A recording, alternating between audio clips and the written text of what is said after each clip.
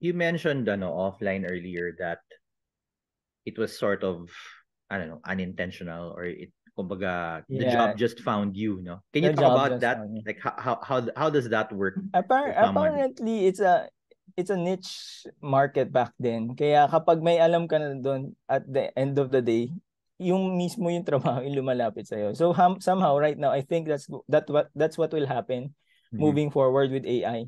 Kapag meron ka na ng skill set with regards to AI prompt engineering, so on and so forth, yung trabaho na yung lalapit sa iyo, hindi na yung hindi na ikaw yung lalapit sa trabaho eh. That's what happened to me. Kaya hindi ko sinasadya talaga na biglang, oy, from a startup company, a large tech company wants me to go inside and teach them, well, not teach them, but to help them with regards to their data engineering, data science, and AI technologies. Mm-hmm. So, also, yung talaga pagiging, yung thirst for knowledge mo with regards to doing things. Let's say, for example, coding an AI on a robot, a now robot. Mm-hmm. Sabi sa akin, sige, gagawin ko yan, no problem. And it's more of curiosity that made me go here. And it's unintentional. It's just my curiosity that made me go up. Yeah. Yeah. So, sige. Now, back to current era. How do you now describe this? Or was there a noticeable shift? Because I remember talking to you, you were already working with your current employer before ChatGPT emerged. What's the noticeable shift when generative AI started to become kind of popular, no? Sometime November 2022? Did you notice a shift in kind of the market or the space or the jobs? Definitely. There's a shift with regards to before, when people I meet talks about data engineering, and data science, they only talk about how they will do this machine learning use case to uh, a certain business outcome, right? Yeah. Something that will have a revenue for them. Now they're looking into, hey, with this AI stuff that you're coming in, how can this make me uh, more money by cutting off my manpower? So yun Mm. yung una nila nakikita cutting off manpower. I think it's really big for them. But the thing is, I told them, kahit wala pa tong AI na to, nangyayari na naman yung cutting of yung manpower na yan. Because before, it's just kasi nung before, when it was just the traditional AI, medyo kailangan mo ng skills talaga, tsaka hindi siya commercialized eh. Specifically, for example, I'll just go back to my experience back then. So there's what we call Flink AI. So it's Mm-hmm. a banking app for a certain financial industry back in when I was working with a Texas financial company. So the thing there is call centers yung yung na-target sa kanya. So there's really jobs that was lost for the call centers back then. But then again, if you look at it, when there's a job loss, there's new jobs coming in, right? So yung mga nag-adapt, they did the M-Turk. I don't know if everyone Mechanical Turk. knows. Yeah, Mm-hmm. mechanical Turk. So what happened there was someone needs to train the new the Clink AI using the excuse me, natural language processing. So medyo siya, neural network yung dating ng Clink AI. And Mm-hmm. at the end of the day, whatever you put there para matuto, it should be from a human being as well. So if you put just garbage there, garbage in, garbage out, ang mangyayari sa AI, no, nonsense. Yeah. So the thing there is, one, you have people who have to check kung ano yung mga ginagawa ng MTurk. Kasi minsan, ginagamify yan ng mga MTurk eh. Especially, there's money involved pag Right. may MTurk ka.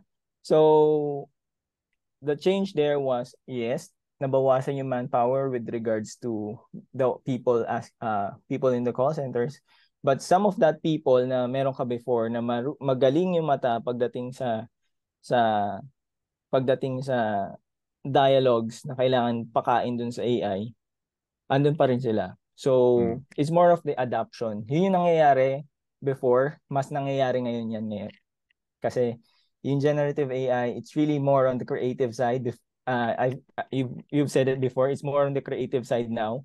So mas nagiging creative pagdating dun sa fluency ng how do you create your English language. Yun yung mostly tinatamaan ngayon, Yeah. yung English language, and so on and so forth.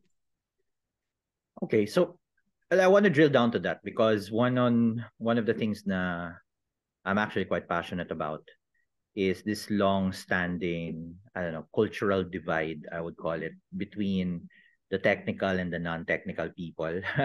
Wala na yung and divide na yun ngayon halos, Doc. yeah. Can you talk about that? Because obviously that's been a hurdle in not just AI but analytics adoption Yes, ever exactly. since, no? So what do you think about that? Is that something that will change, or as you just said? It will further change, Doc, especially with what is being put out on the foundational models that's coming out of big tech companies or just startup companies. Mm-hmm.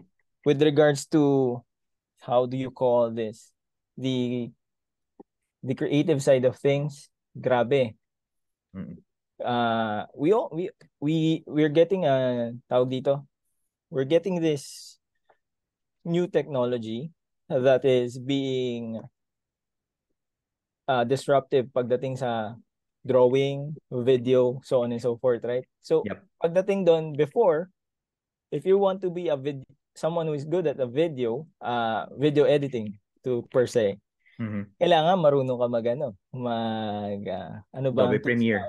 Adobe Premiere. Yeah. Iniisip ko Photoshop, that's different. Yung sa ano yun, sa photos naman yun. Sa photos. You have to be good at that. Pero ngayon, just feed AI your idea, it will create it for you.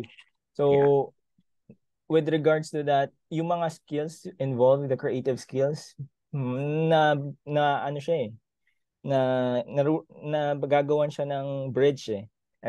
Now, specifically, balik tayo dun sa industry ko, which is technology. Not everyone can code, right? Yep. And some codes are already dying out. Specifically, let's say, for example, COBOL. It's still the base of every COBOL, yeah. it's still the base of every banking company, I think, don't quote me on that. No, I think it still is. And we have mainframes still running. Most of them, I don't know, decades already. Yes, you can say exactly. half a century. So if you look at it, there's a lot of things that's coming out. So for example, I'll just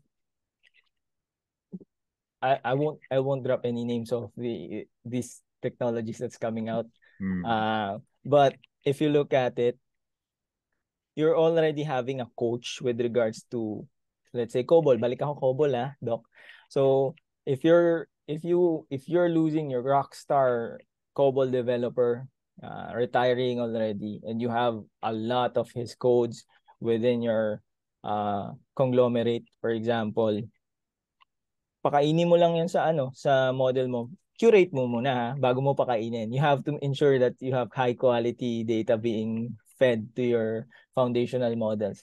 Moving forward, mag-hire ka ng junior, meron na siyang coach, parang hindi na rin nag-retire yung magaling mong coder ng COBOL, di ba? So, ganun yung nangyayari ngayon. Moving forward, So, yun yung nakikita ko. Correct. So, it's bridging those gaps pagdating dun sa ating how do you call this, workforce.